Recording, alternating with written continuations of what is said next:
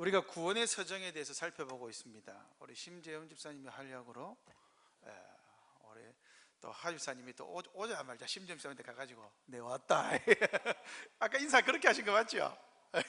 도장 찍고 아주 좋습니다. 심재영 집사님 최고입니다. 자,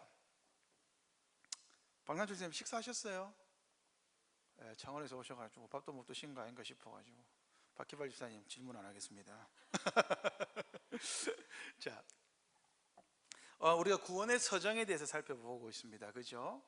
우리의 선배들이 구원의 서정을 뭐라고 한다 그랬습니까? 다른 말로 구원의 다른 말 제가 알려드렸잖아요. 기억나십니까? 구원의 황금 사슬이다. 그죠? 엄청나게 사슬로 모든 게 열매 맺혀 있다, 연결되어 있다 말씀드렸습니다. 여러분 혹시 구원의 서정 뭐가 기억나십니까? 우리가 구원받을 때 하나님께서 우리에게 일으키시는 역할이 있어요. 이게 무슨 말이냐면 여러분 이런 겁니다.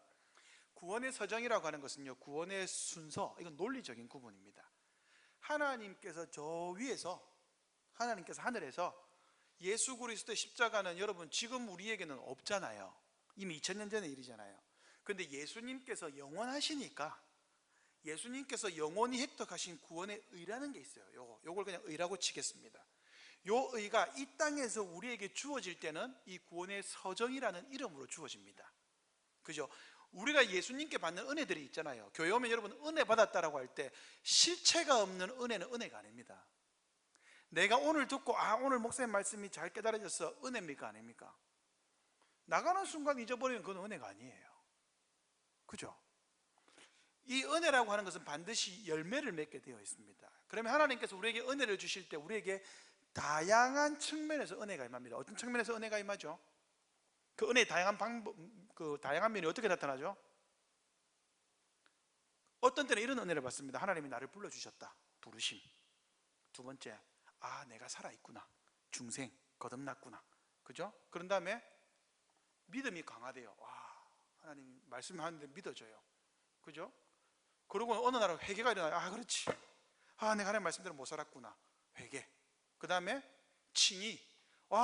내가 죄인임에도 불구하고 하나님 또 나를 의롭다 선언해 주시는구나. 성화. 내 모습이 하나 둘씩 바뀌어가는구나. 비록 작지만서도 조금 바뀌는구나. 그리고 양자됨. 그렇지, 하나님이 나를 여전히 자녀 삼아 주셨구나. 그리고 견인. 그래, 힘들고 어렵지만 하나님이 나를 오늘도 견디게 하시고 인내하게 하시는구나. 이렇게 느낄 수 있어요. 이 땅에서 누리는 겁니다. 그러면 하늘나라, 완전히 하나님의 나라가 완성되었을 때, 예수님이 재림하실 때 우리가 누릴 수 있는 건 뭐죠? 영화입니다. 영화. 완전히 아름답게 되는 상태죠. 자, 여러분 한번 보십시오. 이게 신자가 반드시 이 모든 단계를 거쳐야 된다고 생각해 보십시오. 그러면 이게 구원의 은혜입니까? 구원의 곤욕입니까? 이걸 반드시 모든 단계가 반드시 있어야 된다고 생각한다면 어떻게 될까요? 이게 짐이 아닐까요? 그게 아닙니다. 반드시 우리가 뭐라 그럴까요? 지나가야 되는 그런 순서가 아닙니다. 하나님이 우리에게 주는 은혜의 특별한 은혜죠. 은혜입니다. 그냥 은혜입니다. 은혜라고 그냥. 그죠? 구원에 이르기 위해서 통과해야 되는 필수 코스가 아닙니다. 이것은 하나님의 최종적이고도 영원한 선물입니다. 완전히 완성되는 선물입니다. 자, 이것을 가능하게 하는 게 뭐냐? 따라하겠습니다. 은혜, 언약. 은혜, 언약. 하나님이 우리에게 은혜로 언약을 맺어 주셨어요. 자, 보세요 여러분. 아담이 하나님께 언약을 맺자고 제안했습니까? 하지 않았습니까? 하지 않았습니다. 하나님이 찾아오셔서 너 아담, 나 하나님. 그죠? 그리고 뭐라 했습니까? 너 내 말 들어. 내 전부 다 줄게. 그죠? 이걸 레위기에서는 뭐라고 했느냐? 나는 너희 하나님이 되고 너희는 내 백성이 되리라. 이게 언약의 핵심 문구입니다. 그런데 이제는 하나님이 이 언약을 어떻게 주세요? 은혜로 주시는 거예요. 왜요? 이제 우리는 이 언약을 자주 깹니까? 안 깹니까? 우리는 자주 깨죠. 여러분, 약속이라는 것은요, 상대방이 지키지 않으면 우리가 지킬 이유가 있어요? 없어요? 없어요. 그죠? 그런데 왜 은혜 언약이냐? 우리는 깨도 예수님이 이 은혜 언약을 딱 붙들고 있기 때문에 예수님 편에서는 은혜 언약이 깨집니까? 깨지지 않습니까? 깨질 염려가 없어요. 그래서 은혜 언약이 우리한테 달려 있는 게 아니에요. 우리는 은혜를 그냥 받아 누리면 되는 거고, 이 은혜 언약은 예수님 편에서 늘 우리의 손을 붙잡고 은혜를 주시는 거예요. 그래서 은혜 언약은 깨어진다 안 깨어진다? 안 깨어집니다. 이걸 명심하셔야 됩니다. 깨어지지 않아요. 언약이 깨어지지 않습니다.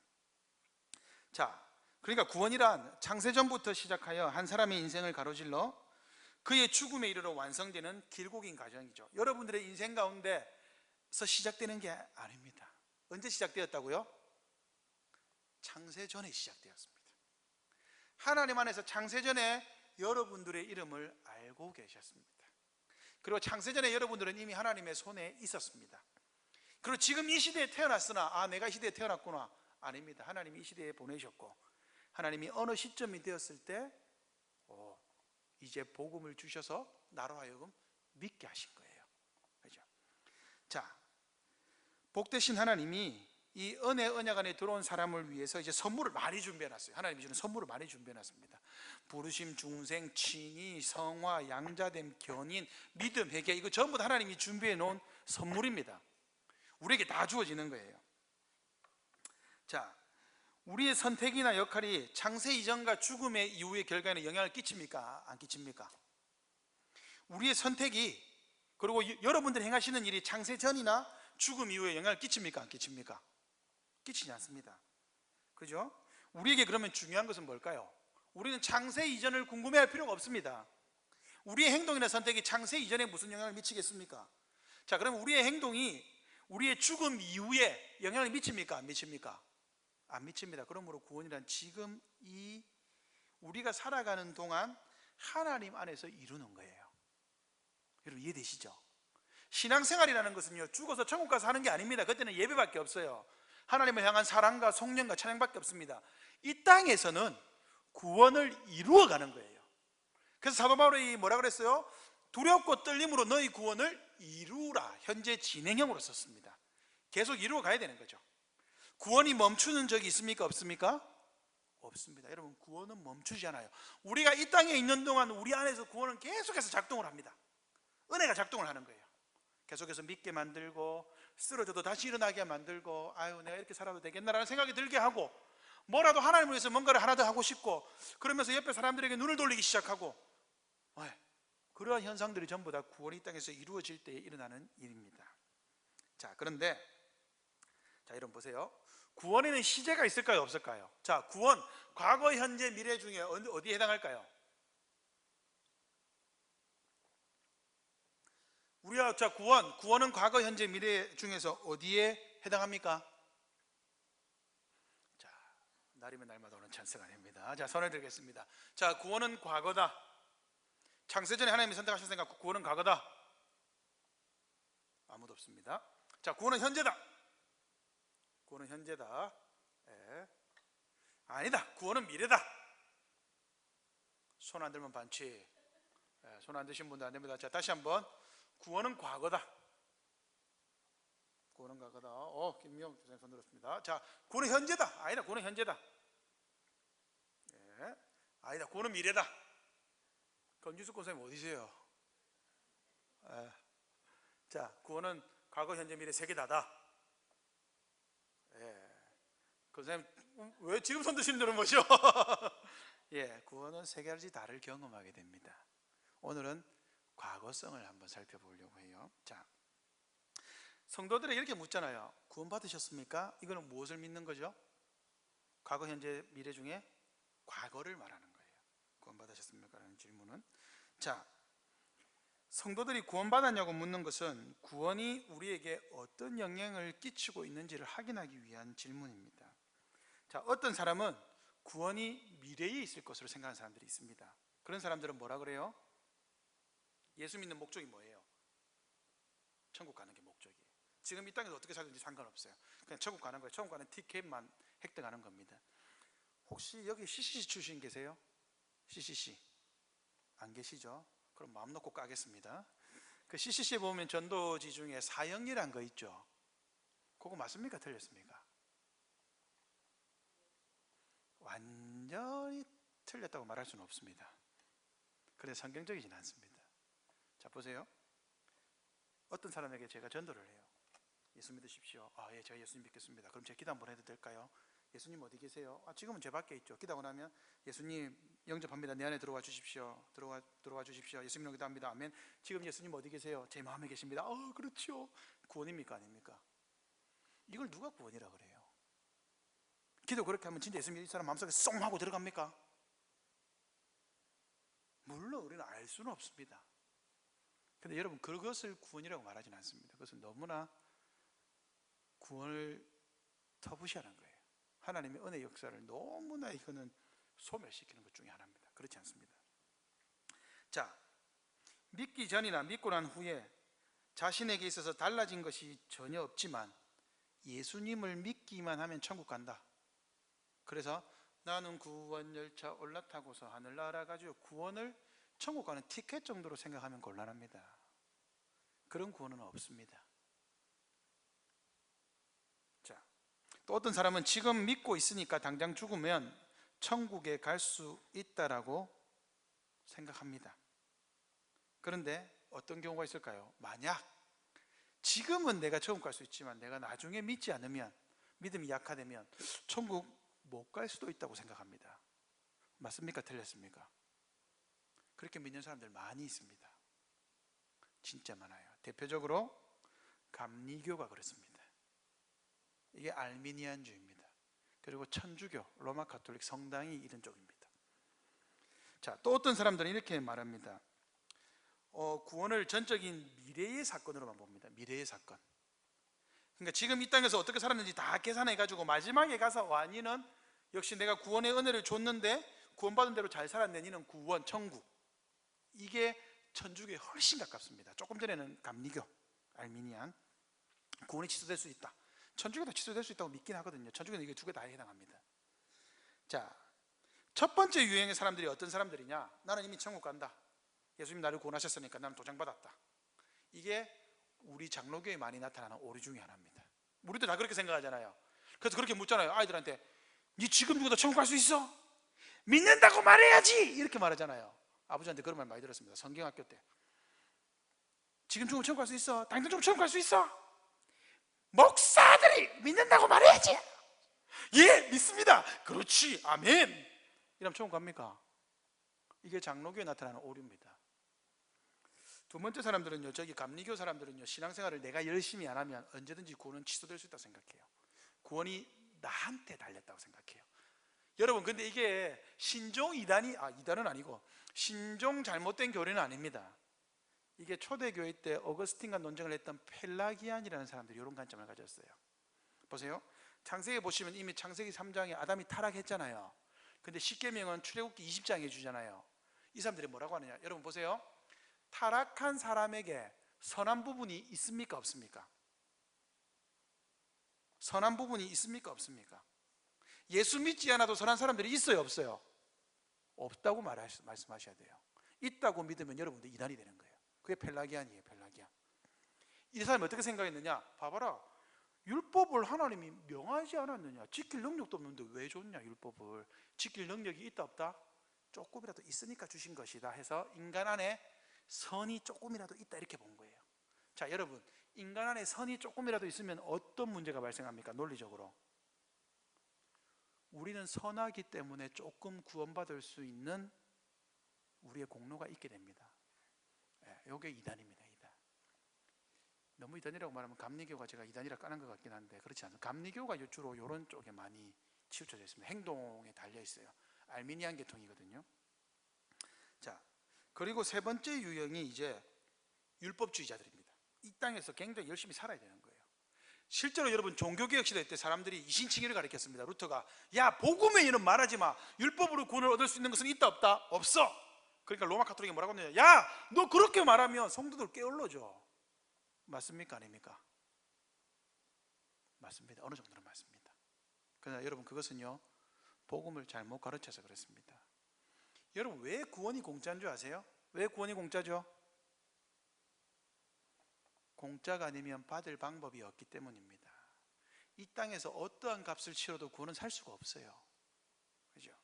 구원은 공짜 아니면 받을 수 없는 방법이기 때문에 그래서 구원을 공짜로 주는 거예요. 그런데 여러분, 복음을 제대로 가르치면, 복음만 가르치면 실제로 삶의 형태들이 게을러지고 나태해질까요? 아닙니다. 구원을 알면 알수록 감격이 커지게 되어 있어요. 그러면 아이고 열심히 살아라고 말하지 않아도 열심히 삽니다. 보세요, 제가 여러분한테 수요기도 오지 말라 해도 여러분이 수요기도 오잖아요. 그죠? 새벽에도 오지 마라 해도 오잖아요. 그래서 제가 쉬질 못해요, 여러분들 때문에. 그죠? 이거는 좋은 현상이죠. 그죠? 자, 구원의 가능성을 한번 살펴볼게요. 죽음과 죽음 이후의 인간 상태라는 주제는 여러분, 시대를 막론하고 인간에게 가장 중요한 문제입니다. 인류에게 있어서 죽음만큼 정복하기 힘든 문제가 있을까요? 없습니다.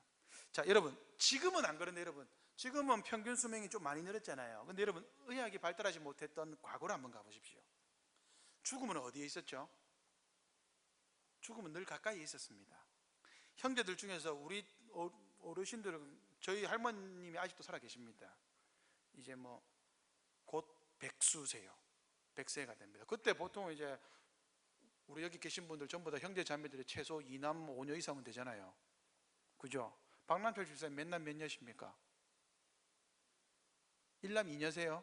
그 시대치고는 조금 적게 넣으셨네요. 그죠? 박희발 집사님 질문 안 한다 해서 이런 질문은 괜찮잖아요. 몇 남 몇 녀세요? 4남 2녀. 예, 하나신 거 아니죠? 그죠? 하일범 집사님 어찌 되십니까? 3남 3녀. 우리 장로님은요? 3남 3녀. 우리 성현욱 권사님 몇 남 몇 녀세요? 2남 6녀. 보세요, 지금 제일 많습니다. 2남 6녀. 우리 권사님 몇 남 몇 녀세요? 1남 5녀. 혹시 그 중에 원래 어릴 때 돌아가신 분이나 이런 분들 계세요? 없어요? 어릴 때. 옛날에는 여러분 어렸을 때 많이 돌아가셨잖아요. 그죠? 그래서 호적에 신고를 늦게 하기도 하고 그랬지 않습니까? 그러니까 여러분, 그런데 중세시대 생각해 보세요. 중세시대는 평균 수명이 40세였습니다. 우리나라 조선시대도 그랬잖아요. 그래서 보통 16세에서 18세에 결혼해도 조금 늦다고 봤잖아요. 그죠? 14, 15세 되면 다 결혼했잖아요. 그리고 30세가 되면은 할아버지 할머니 소리 듣고 얼마나 좋아요. 그죠? 그게 왜 그랬어요? 수명이 짧아서 그랬어요. 그러니까 여러분, 그 시대 때만 해도 죽음은 늘 가까이 있었어요. 옆에 돌아보면 늘 죽는 사람이 있었던 거죠. 그죠? 지금은 우리가 죽음이란 걸 약간 인생의 뭐라 그럴까요? 마지막에 가서야 조금 경험해 보는 경향이 없잖아 있습니다. 여러분, 죽음에 대해서 많이 생각해 보세요. 저도 아직 죽음에 대해서 생각해 보진 않습니다. 장례식장에 가도 죽음에 대해서 뭐 설교하라고 하면, 제가 장례식 설교를 딱 2번밖에 못 해봤거든요. 그래서 장례식이 무섭습니다. 절차도 모르고 어떻게 될지도 몰라요. 근데 딱 설교하러 딱 2번 갔는데 와, 미치겠더라고요. 내가 죽음에 대해서 생각해 보질 않았는데 어떻게 설교해야 되지? 어떤 목사님이 그래요. 여러분, 부모님처럼 신앙생활 열심히 잘 하시길 바랍니다 하니까 빠마되게 맞았대요. 나는 우리 엄마 아빠처럼 살기 싫어가지고 예수 안 믿었는데 뭐 우리 엄마 아빠처럼 신앙생활 하라고, 그러면서 그런 설교 하면 안 된다 하더라고요. 잘 알아보고 하라 하더라고요. 어쨌든 여러분, 죽음과 죽음 이후의 삶에 대해 고민하는 게 지금은 늦는 경우도 있습니다. 우리 그렇게 살잖아요. 뭐 믿으라면 나는 뭐 안 믿고 살다가 죽기 전에 예수 믿고 천국 갈란다, 이런 사람이 있잖아요. 농담으로라도 그런 말 하는 사람이 있었잖아요. 저도 옛날에 그런 경험이 있었어요. 실컷 방황하다가 진짜 죽을 때를 하면 내가 죽기 전에 살짝 예수 믿고 천국 가면 안 되나? 이런 생각을 저도 해봤습니다.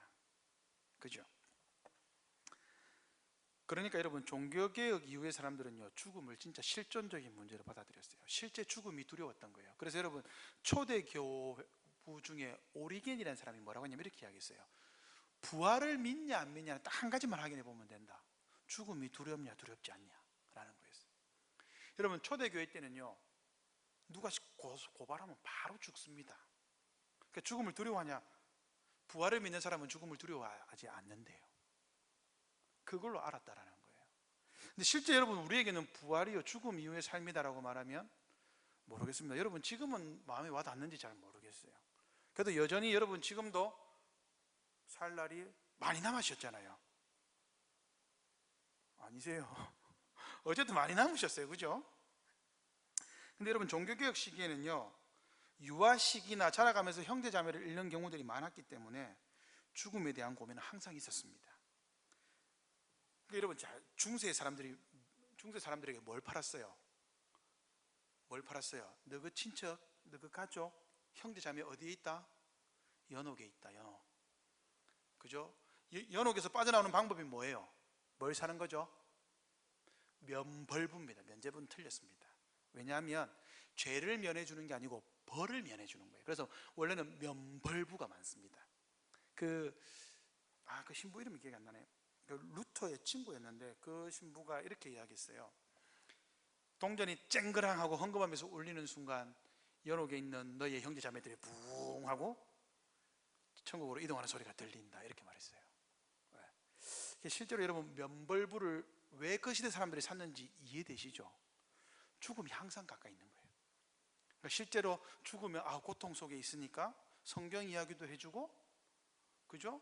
그러고 나서 면벌부를 딱 사면 올라간다 이라니까 얼마나 좋아요. 면벌부를 못 사면 어떻게 될까요?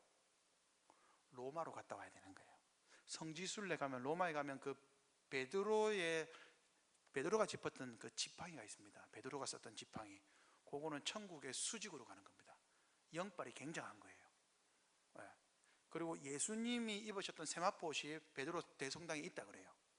그거 갖다 놨어요. 그거 장사 잘하고 있습니다. 그거 한번 보면 공력이 25,000년 막 영혼이 막 쌓여있는 거예요. 그 중에 3개가 베드로의 지팡이하고 예수님의 그 옷하고 하나 더 있는데 제가 기억이 안 나네요. 그래서 성인들의 이름을 주는 이유도 그 성인들의 공덕을 빌리는 거예요. 공력을 빌려서 내가 저 사람의 공력을 힘입어 연옥을 안 거치고 천국으로 바로 가는 하이패스 장착. 그러니까 여러분, 그 시대 때는 죽음이 가까우니까 이게 잘 팔렸던 거예요. 오늘 여러분, 제가 여러분 여기서 면벌부 팔아보십시오. 여러분 팔리겠습니까? 뭐 나한테도 있어 이래 안 하겠습니까, 여러분? 그래서 여러분, 루터가 이신칭의를 주장했다. 이거는 핵폭탄이었습니다. 여러분, 루터는 종교개혁을 할 의도가 없었습니다. 10월 31일 비텐베르크 대학 그 교회 문에 라틴어로 붙였습니다. 일반 성도들이 읽지를 못해요. 11월 1일이 만성절입니다. 모든 성인의 날, 모든 성인의 날이기 때문에 그 성인의 날이 합당하다, 성경적으로 합당하다라는 것을 위해서 로마 학자들이 모이니까 나랑 논쟁해보자고 생각해서 95개조 떼제라고 하죠. 그 논제들을 붙인 겁니다. 그런데 이게 루터가 그 95조 반박문을 붙이자마자 이게 온 유럽이 난리가 난 거예요. 이게 무슨 말이냐 하고 루터의 책과 성경 주석들이 불티나게 팔려나가기 시작했습니다. 왜냐하면 그때 여러분, 금속 인쇄술이 그때 발견됐거든요. 그래서 여러분, 루터의 책이 인기 있었던 이유가 거기 있었어요. 그래서 로마 카톨릭이 처음에는 루터 누구냐, 저거 아이고 별거다, 이거 사제 주제에 니가 뭐 한다고 이랬는데 온 유럽이 난리가 나니까 이게 루터를 이단으로 징계했습니다. 자, 그러니까 여러분, 우리는요, 개혁파 종교개혁자들은요 이제 이렇게 이야기했습니다. 한 번 받은 구원은 영원하다. 한 번 받은 구원은 영원하다. 그런데 한 번 받은 구원은 참된 믿음을 가진 사람들은 완전히 잃어버리는 일은 없다. 조금 잃어버릴 수 있고 많이 잃어버릴 수는 있지만 완전히 잃어버리는 경우는 없다. 여러분, 이런 질문이 생길 수 있어요. 목사님, 젊을 때 예수 믿다가 지금 안 믿는 사람은 어떻게 됩니까? 어떻게 되겠냐? 지옥 가겠죠. 그런데 그 사람이 죽기 직전이라도 회개하면 믿음을 거의 잃어버렸지만 완전히 잃어버리지는 않았잖아요. 그런 사람들은 신자예요. 근데 끝까지 회개하지 않고 죽는 사람들은, 그 사람은 젊었을 때 했던 신앙생활은 거짓이었던 거예요. 그렇게 판명 나는 겁니다. 자, 구원은 여러분, 과거에만 머무르지 않습니다. 믿음으로 이렇게 되어 칭의를 받은 사람은 하나님의 자녀요 상속자입니다. 그래서 여러분 보세요. 우리가 상속자다. 상속자라면 여러분 무엇을 누리죠? 상속자에 걸맞는 지위를 누리게 됩니다. 한번 보십시오. 인생의 변화를 느끼는 방법은 2가지죠. 어떻게 있어요? 하나는 뭡니까? 외적인 환경을 변화시키면 됩니다. 2번째는요, 자신의 본성을 되돌리면 됩니다. 외적인 변화는요 힘이 없어요. 왜요? 외적인 환경은 언제든지 다시 리셋될 수 있기 때문입니다. 그리고 왜 여러분 외적인 변화가 좋지 않냐? 여러분들의 외적인 변화가 굉장히 힘이 있습니까? 여러분 새 집 사보십시오. 새 집 얼마나 가던가요? 집 사보신 분들, 저는 안 사봐서 모르겠는데 얼마나 갑니까? 1년 갑니까? 여러분 결혼하고 나서 신혼의 그 기쁨과 즐거움이 얼마나 가시던가요? 얼마나 갑니까? 배우진님, 저는 지금도 잘 유지되고 있습니다. 제 안에서는. 네. 이 비웃음 아니죠? 조정근 선생님 잘 유지되고 있습니까? 예, 그렇죠. 맞습니다. 여러분 외적인 변화는요, 우리 안에 있는 본성들이 굉장히 오염되어 있기 때문에 우리는 또 오염을 잘 시키는 사람이에요. 칼빈이 그래서 뭐라 그랬어요? 우리의 마음은 우상을 만들어내는 공장과 같다라고 말했습니다. 여러분 실제 그렇습니다. 아무리 좋은 걸 줘도요, 성경대로 하지 않잖아요. 우리 안에 딱 오잖아요. 그럼 우리는 그것을 바로 변형시킵니다. 우리는 그렇게 능해요. 아주 자연스럽게 그렇게 나옵니다. 자, 본성적인 변화는요, 여러분 우리가 내면이 본성이 변했다, 여러분 중생 거듭났다는 걸 어떻게 알 수 있을까요? 이렇게 목표가 바뀌기 시작해요. 인생의 목표가 내 잘 먹고 잘 사는 것에서 하나님이 뭘 좋아하시지? 하나님이 거기에 끼어들기 시작해요. 인생의 목표가 바뀝니다. 이전에는 입신양명이 목표였다면 이제는 하나님이 원하시는 방법이 뭘까를 고민하기 시작합니다. 또 하나는요, 좋아하는 것과 싫어하는 것이 변합니다. 이전에 좋던 것 이제는 값없다, 이렇게 되는 거죠. 좋아하는 게 변화되기 시작합니다. 왜냐하면 사랑하는 대상이 바뀌었기 때문입니다. 서희숙 집사님, 심재훈 집사님한테 족구를 끊으라고 말 안 하셔도 됩니다. 제가 보기에 굉장히 변화되고 계세요. 조만간에 족구보다 하나님을 더 사랑하게 될 줄 믿습니다. 지금도 너무 잘하고 계세요. 조광진 집사님, 미투 되겠습니다. 여러분 우리 안에요, 아무도 모르는 내가 정말 좋아하는 것들이 있어요. 그 은밀한 것들은 남편도 몰라, 아내도 몰라, 분명히 있습니다. 그게 변화되기 시작합니다, 실제로. 그리고 자신이 하나님과 화해했기 때문에, 화목했기 때문에, 화해했기 때문에 하나님의 자녀라는 사실을 알게 되면 이제 세상을 바라보는 마음도 변하게 되죠. 어떻게 변합니까? 이전에는 나는 별 볼 일 없는 쭈구리, 흙수저 이렇게 생각했습니다. 근데 지금은요, 내가 돈이 없고 별 볼 일 없고 지금 아무도 알아주지 않아도 어떻게 되죠? 하나님의 자녀라는 그 사실에 힘과 용기가 붙습니다. 여러분 제가 목사이기 때문에 밖에 나가면 제가 당당하게 걸을까요? 쭈그러뜨리고 걸을까요? 그냥 상관없이 걷습니다. 옛날에는 목사라는 사실이 굉장히 즐거웠는데 요즘은 좀 그렇지 않아요. 왜냐하면 예전에 목사가 되려면 공부를 많이 해야 됐잖아요. 요즘에는 다 공부를 많이 해놓으니까 뭐 별로 자랑할 게 없어요. 그런데 어쨌든 여러분 하나님의 자녀라는 사실 때문에 제가 당당하죠. 당당하지 못할 이유가 없습니다. 우리가 변화되는 거예요. 당당해집니다. 그리고 이 사실을 깊이 확신하는 사람일수록 어떻게 되죠? 삶이 밝아져요. 표정이 밝아져요. 자, 표정이 다들 밝으십니까? 표정이 밝아집니다. 그리고 삶이 안정감을 찾아요. 왜냐하면 외부의 환경에 별로 영향받지 않거든요. 여러분 까짓 거 뭐 노후 없으면 어떻습니까? 뭐 지금 있는 걸로 먹고 살면 되지요. 대한민국의 복지제도가 발전하고 있기 때문에 여러분 굶어 죽게 두지 않습니다. 괜찮습니다.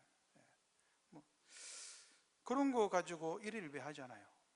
여러분 실제로요, 거기에 대해서 쭈그러지기 시작하면요, 나중에 먹고 살 게 없다고 생각해가지고 사람이 불안해가지고 잠을 못 자요. 제 주변에 그런 사람들이 있었어요. 진짜로 내일 지구가 멸망한다고 생각하는 사람이 있더라고요. 그 잠을 못 자는 거예요, 불안해서. 신자가 현재 누리는 구원은 단순히 중생과 칭의를 확신하는 사람 편에서 만들어내는 변화가 됩니다. 여러분들이 만들어내는 변화가 아니에요. 하나님은 이미 죄인과 화해하시고 우리를 하나님의 자녀 삼아 주셨기 때문에 실제로 뭐 하시죠? 악한 사탄 마귀의 공격을 막아주십니까? 막아주지 않습니까? 막아주십니다. 우리가 유혹을 받을 수는 있어도 우리가 구원이 취소되는 공격은 있습니까? 없습니까? 없습니다. 하나님이 다 알아서 튕겨내십니다. 그럴 일은 없습니다. 그래서 이제는 뭐 하십니까? 인생에서 여러분 안 좋은 일이 일어났잖아요. 아니요, 요셉에게서 안 좋은 일이 일어났잖아요. 그러나 모든 것이 합력하여 선을 이루게 하십니다. 결과론적으로 보시면 안 됩니다. 결과론적으로 내가 하나님을 위해서 헌금을 내가 100만 원, 지금 100만 원 이거 내가 없으면 생활비 없는데 그래 믿음으로 드리자, 100만 원 드렸더니 하나님이 1000만 원을 주셨다. 그럴 수도 있지만 그것은 믿음이 아닙니다. 그럴 때는 안 하셔도 됩니다. 그건 믿음 아니면 그건 뭐라 그러죠? 거래라고 하는 겁니다. 하나님과 거래하시면 안 됩니다. 자, 하나님은 과거에 이미 일어난 구원이 있잖아요. 여러분, 예수님이 십자가에 달려 돌아가실 때 뭐라고 하셨습니까? 사도 바울이 내가 그리스도와 함께 십자가 이미 못 박혀 죽었다라고 말하는 거예요. 자, 우리의 구원은 언제 결정됐죠? 여러분의 구원은 언제 결정되었습니까? 예수님과 함께 결정되었습니다. 십자가는요, 이 땅 가운데서 예수님이 이 땅에서 이루신 구원을 보여주는 거지만 그 구원은 언제 결정된 거예요? 장세전에 결정된 거예요. 왜요? 그럼 여러분, 구약시대에 예수님의 십자가를 못 받던 사람들은 전부 다 구원 못 받은 거예요? 아니라는 거 이해되시죠? 이미 예수님은 창세전에 아브라함을 선택하셨습니다. 아브라함 현재 시대에 아브라함이 믿음을 받아들였다는 것을 아브라함이라는 기사를 통해서 보여주는 거지, 하나님에게 있어서 아브라함은 이미 창세전에 선택하셨던 겁니다. 그리고 예수님의 십자가가 아브라함에게도 이미 영향을 끼쳤던 겁니다. 왜요? 아브라함은 오실 예수님을 바라보고 신앙생활을 했거든요. 그러므로 하나님은 우리에게 무엇을 주셨습니까? 하나님과 화목해 하신 믿음을 이미 우리에게 주셨습니다. 자, 여러분, 믿음이 왜 중요하냐면요, 믿음은 뭐예요? 하나님이 우리에게 주원을 받는 수단입니다. 수단. 자, 여러분, 제가 여러분에게 이게 만약에 구원이라고 칠게요. 자, 제가 여러분에게 구원을 드립니다. 어떻게 받아요? 손으로 받죠. 손으로 받을 거 아닙니까? 이 손이 뭐예요? 이게 믿음이라고요. 이해되시죠? 그래서 믿음에는 뭐가 있어야 돼요? 이 구원이라는 내용이 딱 담겨야 돼요. 믿음 자체로서는 여러분 아무 역할도 못합니다. 믿음은 방법이 있기 때문이죠. 믿음도 여러분, 믿음을 의지하면 믿음 자체가 공로가 될 수 있습니다. 아닙니다. 믿음은 방법입니다. 우리가 구원을 받는 방법을, 하나님이 주신 이 내용을 믿음으로 받는 거예요. 이해되시죠? 자, 물에 빠진 사람 튜브를 던졌습니다. 제가 던졌습니다. 튜브가 구했습니까? 제가 구했습니까? 제가 구했잖아요. 제가 튜브를 던져줬잖아요. 그럼 튜브는 뭐예요? 그 사람을 살리는 방법인 거죠. 구원은 누가 한 거예요? 내가 한 거예요. 맞죠? 마찬가지입니다. 여러분이 구원받는다면 구원은 누가 한 거죠? 하나님이 여러분들을 구원하시는 거죠. 그러면 구원을 뭘로 받아요? 믿음으로 받는 거예요. 이해되시죠? 그러면 이제 제가 믿습니까? 라고 여러분에게 질문해도 되겠죠? 믿습니까? 무엇을 믿으십니까? 하나님이 구원하신 것을 믿는 것이죠. 자, 그래서 여러분, 믿음은 우리에게 하나님의 구원을 받는 특권입니다. 이미 여러분 구원이 과거에 일어났습니다. 여러분들의 과거에, 여러분들이 지금 여기 앉아 계신 이유는 하나님이 여러분들을 구원하셨기 때문입니다. 그래서 여러분들을 지금 이 자리에 부르신 거예요.